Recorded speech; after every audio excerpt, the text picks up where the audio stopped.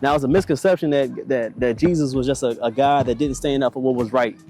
I mean, my God, Jesus, he was flipping tables. He would yell at people if they were doing wrong. The difference between being nice and kind. You feel me? There's a big difference between nice and kind. I believe Jesus was kind. All the time, he wasn't nice.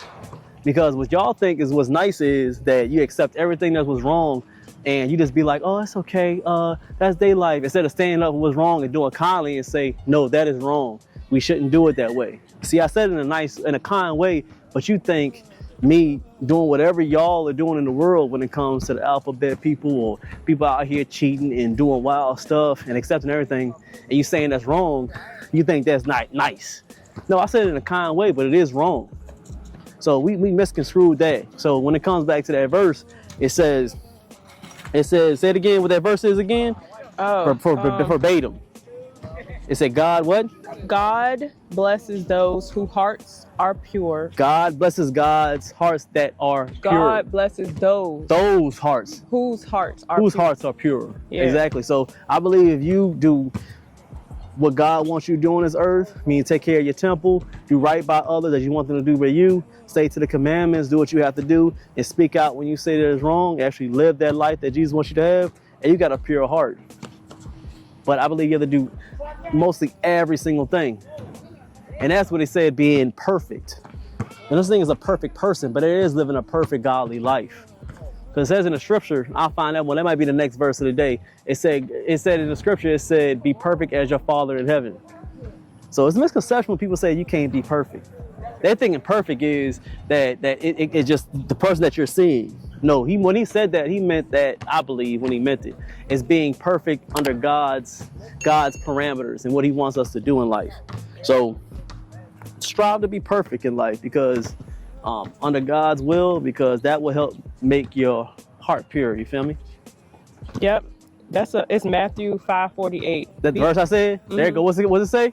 But you are to be perfect, even as your Father in heaven is perfect. Exactly. And it's always been a lie. And I always felt that for a long time. That's why I love doing these, man. I felt that for a long time. When people say you can't be perfect. You can't be perfect. Because God even told us he could. He wants us to be perfect as your Father in heaven. And when he said that, he meant that abiding by what he wants us to do here on earth. That's what he meant when he said being perfect. So strive to be perfect, because I'm striving every single day to be perfect. And I will obtain that. I will. I'm getting better and better. Every week, every month, I'm getting better. Like 80% one week. I'm getting up to 80.5. Now I'm getting to 83%. I'm striving every single week and day. And when I reach that perfectness that I know that I'm striving to be and will be, I'll give y'all that big salute, you feel me? Because I want y'all to be there with me. That makes sense. Give me that salute. Hit that like in that chat. Appreciate everybody else coming through. Let's get another set. Y'all just coming through. This is one of my favorite workouts right here that has keep me lean, keep me strong, well into my 30s. We got a lot of pot bellies and a lot of dad bods out here after them 30s. Ain't nothing wrong with that. Be a dad. Salute. But you got to keep that body in order. You're the leader in that house. So let's go ahead and get that workout in. We started with the pull-ups. Depending on where you at, we're going to get at least 5 to 10. Thumbs over. Pulling with our lats. We're going to go this way with it. So be able to see the form. Straight on. I want them toes pointed down. As be able to activate them quads and the abs. Pull-ups are a compound movement, meaning that a lot of muscles are compounded together to work for one greater good of getting your body in order. I'll be coming off with stuff off the top of the head, man.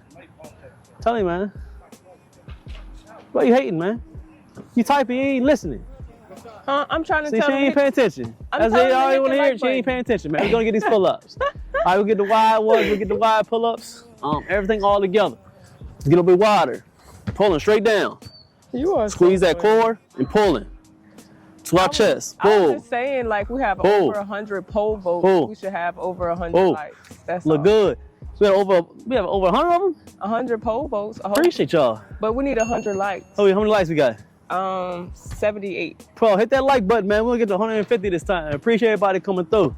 We got the pulls. Now we'll get the dips. Strong on the dips. Big squeeze on the chest. But I want to emphasize, again, I'm going to say it a few times because I cut these videos up as shorts and TikToks and all that stuff. So I want to make sure I get it a few times because sometimes we got slow people. With a dip, worry about the stretch at the bottom. I don't want no bunny hops. Tired of seeing dips like this. Not a dip.